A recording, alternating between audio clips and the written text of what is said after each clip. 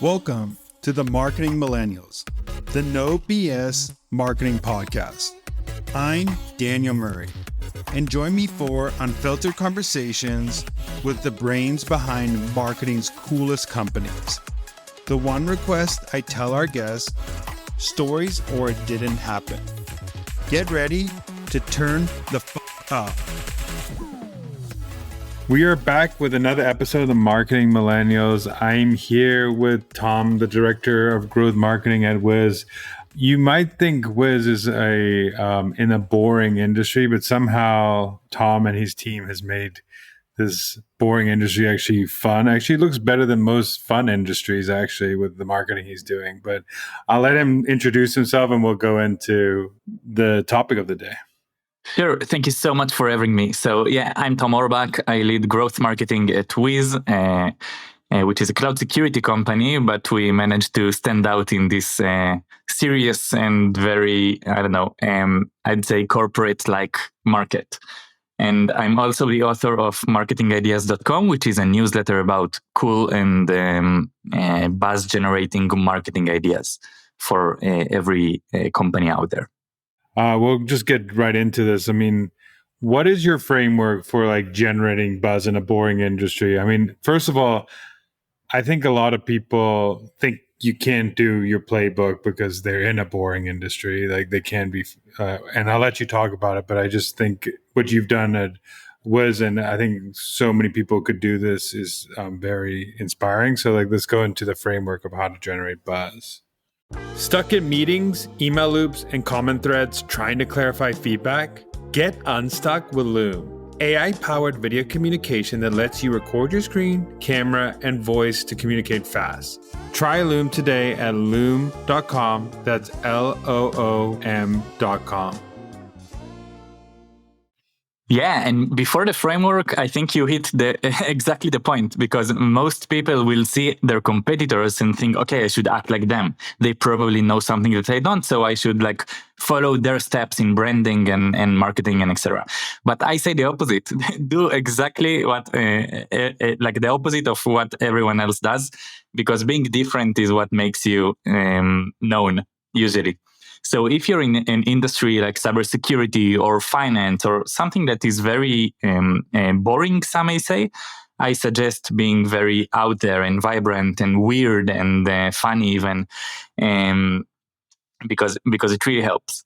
So I think that my framework, it all boils down to three key things that we do at Wiz. I've been here for 3 years already, and every single thing we do across the entire marketing organization is leveraging those three aspects or three elements. And these three elements are humor, participation, and status. So I can just dive right into each one of them, if that's fine by you. Yeah, let's go down humor first, because obviously I love humor, but most people will say oh, I'm in a corporate space, I can't do humor, or I'm in a boring industry, there's no way I could do humor. So let's break down humor for people and why they should do it. Sure. So first of all, remember that even if you're in a boring industry, there is a person on the other side. There's always a person. So this person probably loves humor. There are countless behavioral science research papers about it that show that the more we make people laugh, the more they will like us and the more they will buy our products. Now, humor is not necessarily about being funny. My method or my framework for humor in corporate marketing is to take one insight that everyone secretly agrees on and make it public. So if you can find something that all of your audience probably think, something that is common for all of them, but no one actually talks about online, and then you make it public, you will go viral for sure. We see it again and again with everything we do. So I can give you an example. When I first started, it was 2.5 years ago. We actually launched a toy store for CISOs. CISOs is a Chief Information Security Officer. This is the highest ranking cybersecurity guy or girl in most companies. And we launched a toy store just for them. So it's actually a website that you can log into right now, CISOtopia.com, and you'll see countless toys that we've come up with, and all of these toys are doing exactly what I just said. They take one insight that these CISOs probably think and probably agrees on secretly, and we make this insight public using those toys. So I can give some examples. For example, one of those toys is a blindfold for your legal team. So whenever you have an incident and like a cybersecurity incident in your company, and you are of course responsible as a CISO, then the toy is like a blindfold, which is a custom-made blindfold with text printed on it that you should give to your legal team so they will not see the incident that just happened. It sounds silly, but people just love it, even though we're in a serious market. I can give more toys. Dark mode glasses. We found out that most cloud security engineers and security people in general, they really love working in dark mode, right? Every time they log into our platform, they immediately turn on the toggle to make everything darker. So we created, allegedly, dark mode glasses, which is basically just sunglasses that makes the world around you dark mode. So again, it's like an insight that everyone secretly agrees on, which is that security people love working in dark mode and making it public. Oh, you want dark mode? Here's dark mode for your life, which is just sunglasses. So it's even funnier. And the last example of the CISOtopia is that we created a pack of juggling balls. You know, those packs of 3 balls that you can get in any toy store. So we actually made a pack of 8 juggling balls, and each of those balls is actually a responsibility of the CISO. So we printed on these balls things like strategy and managing the budget and training employees and etc. And like the joke here, or the insight that we're trying to tell the world about, is that CISOs have so much responsibility and so many different balls that they need to juggle. So we actually created those balls. So that's about humor in a nutshell. You just take one insight that everyone secretly agrees on and you make it public. One thing I want to ask just about that, because I think I totally agree. I mean, I do that with the marketing space, and I think I don't go as deep in making a toy store, which is really smart. But I want to know, like, for people who don't know how to find these insights, like, what did you do to like figure out, like, okay, CISOs I mean, the dark mode was kind of, you did it in your product, but even how did they figure out that they like to do dark mode? Like, was it talking to customers? Like, how did you figure out the insights? That's a great question. So at Wiz, we really obsess with our customers, but also with the community and with the industry in general. So our team, our marketing team, we are spending all day long on Reddit, on specifically the cybersecurity subreddits, and we see how they behave, the CISOs, and what they talk about, and what are their pain points. And you'll be surprised how many of those insights are hiding in there. Like, you can see repetitiveness with some of those insights that they just casually mention, but then when you see a pattern, you see that so many CISOs are talking about the same thing, you realize, okay, there is an insight, I should make it public, and my audience is going to love it. So it's exactly what happened to us with the CISO juggling balls. There are so many threads and posts about managing to juggle between all of these responsibilities, and that's when we noticed, okay, like they actually acknowledge the fact that they have so much responsibility, and we can do something funny about it and use humor to grab their attention. So I think, like, just hanging around in forums and communities that they're a part of is the key to finding those insights.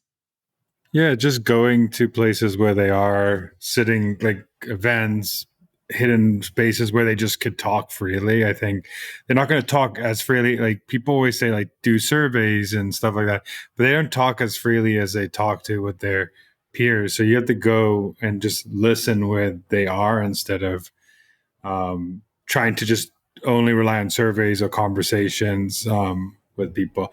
I know the second one, first is humor, second participation, I think. So what does participation mean to you, and what are some examples of that?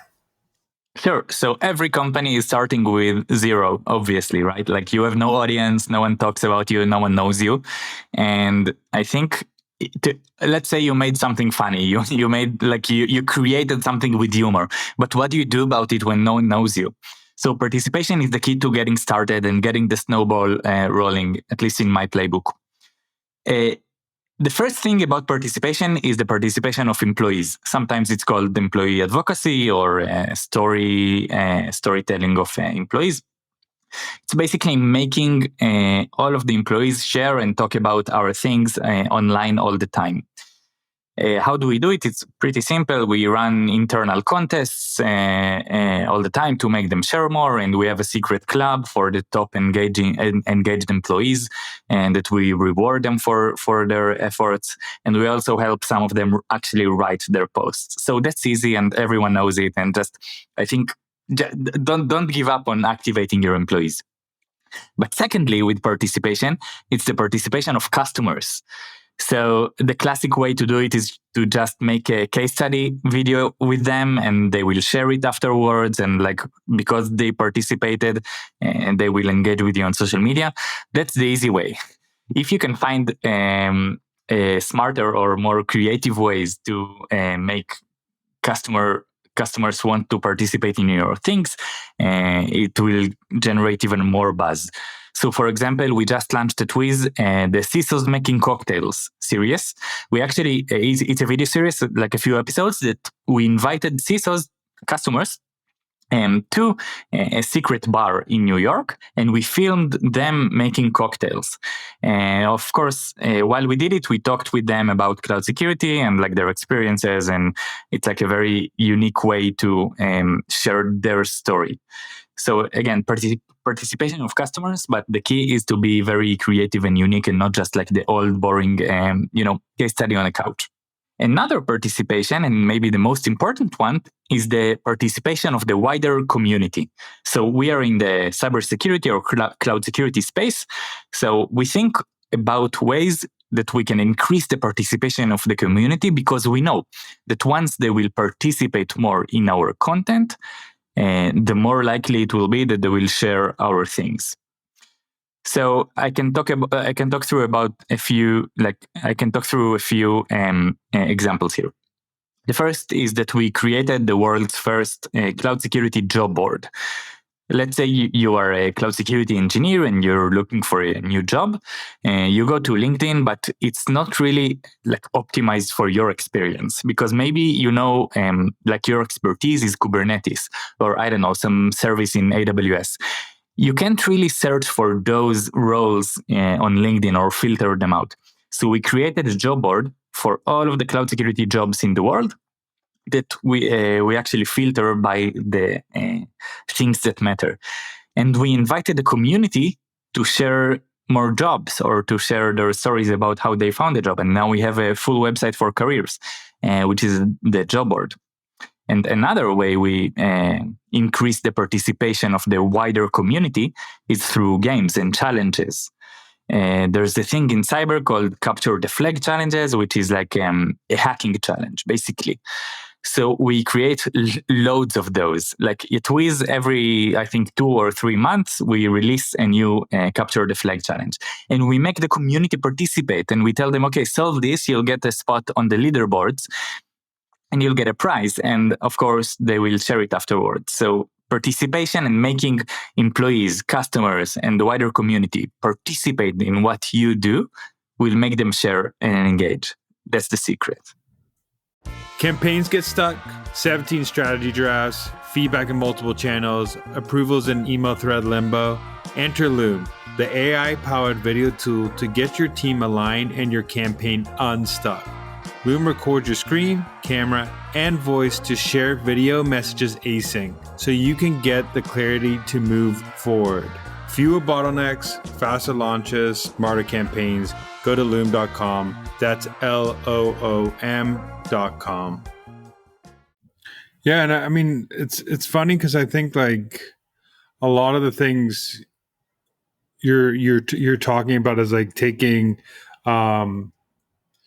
insights you already have on your customer, like what they like to do, and then taking things that um, that exist in the real world, but just customizing and making it better um, for people. So, like for example, like the job board, like if you can help someone like get a job, they'll be like indebted to you for the real job. Or if you can help someone hire someone great, they'll be indebted to you. It's like Exactly. And works. exactly that. If we help companies hire, like if we help them fulfill the open positions that were open forever and they couldn't find the right talent, and suddenly because of Wiz, we help those companies hire someone.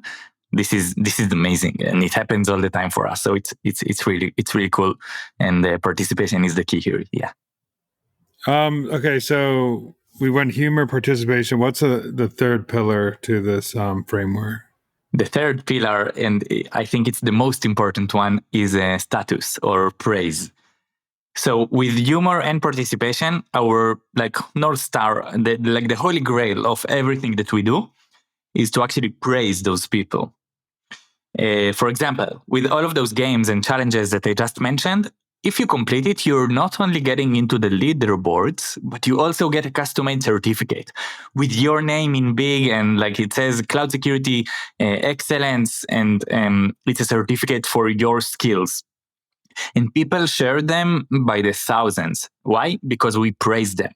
We praise them and we give this little stamp of whiz that says, okay, you are an expert. And we know they are experts because they managed to solve our very difficult challenge. So if we can find a way to mix participation with humor while also praising our audience, we win. Another way to praise is the classic way of publishing lists of top, experts in your field, and just tag them on social media to tell them they were chosen for this list of top whatever. It always works, and we also try to acknowledge anyone we can whenever we can. And this is the best way to leverage our audience, because we built an audience of about almost 500,000 people already. And if we talk about someone and praise them in front of this audience, this someone is very flattered and they will share our stuff and they will be loyal to us forever. So the third secret is status or praise. Like if you can increase someone's status and praise them in front of your big audience, they will love you forever. Yeah, people always love sharing when they're recognized, or all these things. If you boil it down to like simplest forms, I mean, like all of them have like a feeling attached to it that you need to like pull out of, where like humor, you like make someone like laugh, or you make someone entertained.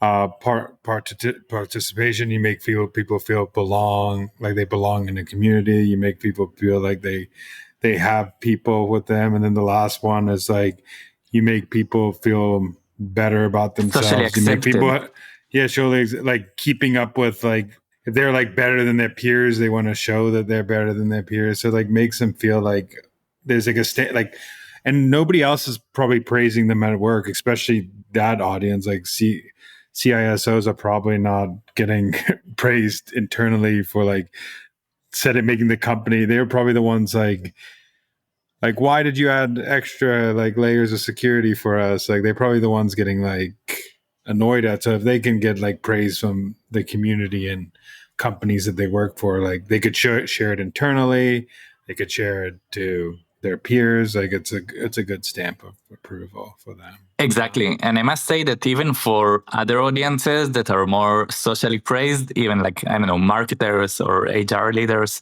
even when you praise those people, they will love you forever. So it's not like only for those roles that are not usually praised. Like people love getting praised, and that's Yeah, so basic, it's but everybody. it works. I mean, yeah. yeah, most, yeah, everybody loves being praised because one, it just gives them like a stamp that they're doing a good job with like external validation instead of like internal validation. It also like makes them more valuable, like seen more valuable in their company. So like all these things are like making them seem like they're doing something better for the company and helping them get better at their job or seen better in the community or like helping them progress in their career because they're getting stamps of approval all the time by like you as the company. But you're doing it also. The key is like to do it in like a fun, non-boring, like entertaining way with but I want to go, so like people are going to say to this like, okay, Tom, this is like all cool, like you're doing these things, but like what are some results are you seeing from it? Like it's like people are going to ask like, okay, cool, but what's gonna like what is the end results that you see from at least like humor or participation, like what has actually happened in the back end? Yeah, great question. I think with anything that's related to brand awareness or buzz in general, it's so hard to measure and attribute to. But we do have direct links that we see because when we create all of these little stunts in the masses, like we have a list of quick wins that we've done, and we see that specific CISOs actually talk about them online. Like there are so many LinkedIn posts of leaders in our industry that just shared our thing. And we can see also that a month later, they became a customer. So of course, the sales machine and the revenue machine is much larger than what we're doing in brand marketing or brand awareness campaigns. But still, it's like it's a no-brainer that there's a like an aspect of attribution here. And also, I must say that the bigger we are, like the bigger we are externally, the more followers we have on social media that we build exactly like using these methods. The bigger we are, the easier it is to sell because we have like social proof, and people can see, oh, they're big, they're the big player in the industry, and like the easier it is. When I joined Wiz, no one barely knew us. Like our salespeople had to first explain what is Wiz and only then approach someone. Now, nobody needs to explain what is Wiz because of this huge brand that we built and all of the followers that we collected. And I think like it's part of a bigger machine, and it just works. I love that because I think for first of all, like a lot of people think vanity metrics, but like followers on like a LinkedIn page is social proof. You have over 300K. Like why would there be? If you could have been Wiz with 10K followers and people are like, oh, this is a small like security company. Like why would I? Also, I think like people underestimate, and this was a problem with a lot of SaaS companies I've worked with. The products is like air cover for sales, like you need to be able to like you saw in the regions that didn't have like brand recognitions, like the sales reps were not performing versus like where you were known. And it's like a common thing. So if you can provide air cover in the space that people know who you are, like it's not going to directly attribute to like a channel or a thing that you did, but you know that if the sales rep doesn't have to take time to explain who they are, they could do their job and sell and educate the people on why they need it, not have to educate on the brand and why the brand exists and and most people will take calls with people that they know too. So it's like this air cover, this effect, people talking online. It actually works.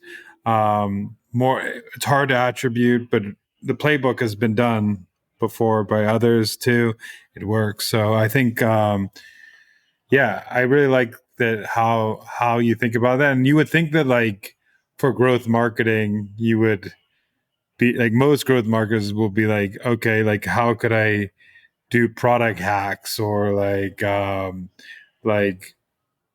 like run paid campaigns that are but they're not thinking about like how could I do like these crazy viral stunts or like entertaining stuff. So it's cool like you as a growth marketer also thinking about brand as well, which I think a lot of growth marketers separate brand and growth at the same time.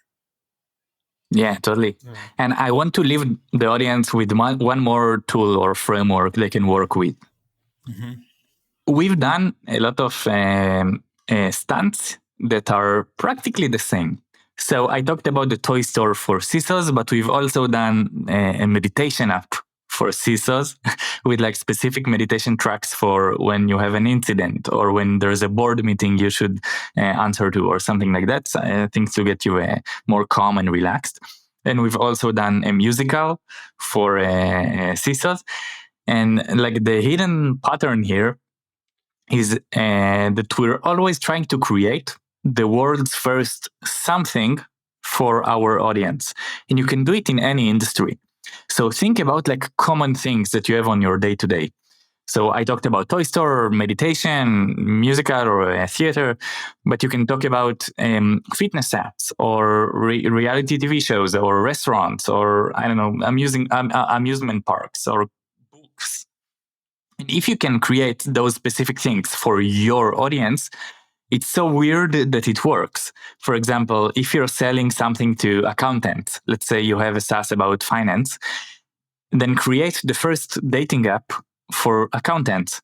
Like no one ever done it before.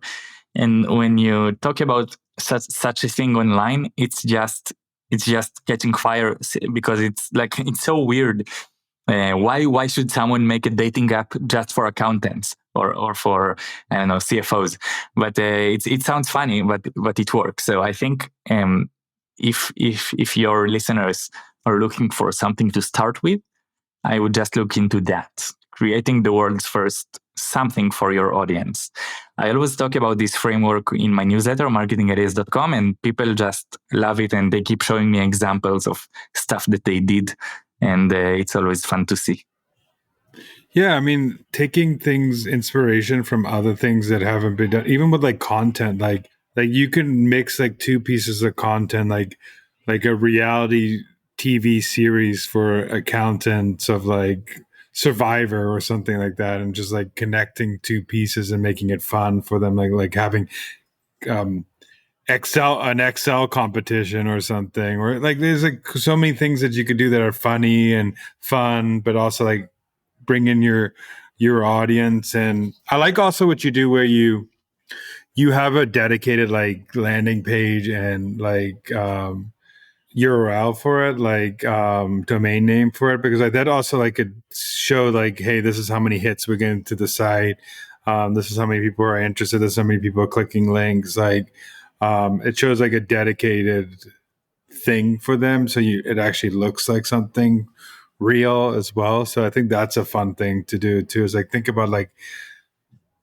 all the pieces of the puzzle when doing it. And you can go check out what they did with CISO Topia and the Broadway thing you CISO did, musical. which is CISO musical, like things that are funny like that, where people will catch on and it catches fire. And to your point about domain names, we are like we are obsessed with getting funny domain names for our little projects, especially because we don't want it to look like it's a whiz thing. You know what I mean? We want it to look like a standalone thing that people can just enjoy. If it was Wiz.io/Sysotopia, it wouldn't have never worked. But now that it is sysotopia.com or sysomusical.com or sysoasis.com, which is the meditation app, suddenly it's like a bit of a disconnect from our brand. But of course, that inside the website, we connect it back to Wiz. So yeah, we're very bullish on standalone domain names.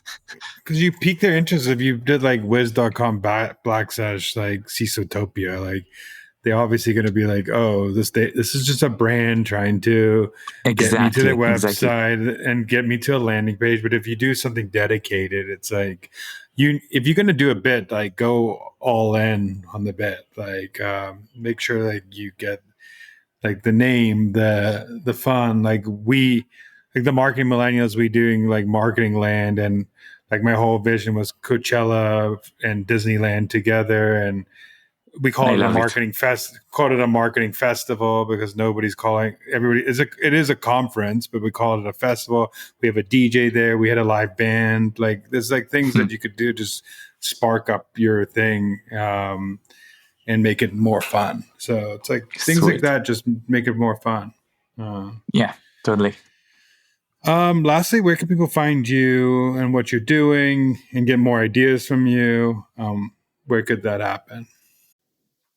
Sure. So I share about almost all of our projects and the metrics and success on LinkedIn, Tom Orbach. But also for the deeper dives and the new marketing ideas that you can leverage, I highly suggest following me on my newsletter, marketingideas.com. Over 45,000 followers there, subscribers. And it's been going great for the last few years. Your 45,000 is no joke. Congrats on that. And Thank you. I love what you're doing at Wiz. I think a lot of people, there's so many I get this all the time. Like, I'm in B2B and I have a boring product. Like, how do I make it more fun? And like, you're proving the playbook that any industry could be fun or entertaining or stand out. Like, you don't have to be like funny, for example, but you could make it 10% weirder or 10% like funnier or be more distinctive than your competition by just adding a little flair to it. So exactly. I couldn't agree more. So thank you so much for having me. Thanks so much for listening. Keep tuning in to hear more great insights from the coolest marketers from around the world. If you haven't already, make sure to subscribe and follow the Marketing Millennials podcast on Apple Podcasts, Spotify, YouTube, or wherever you get your podcasts. And if you like what you hear, I would greatly appreciate you giving us a 5-star rating. It helps bring more marketers into our community.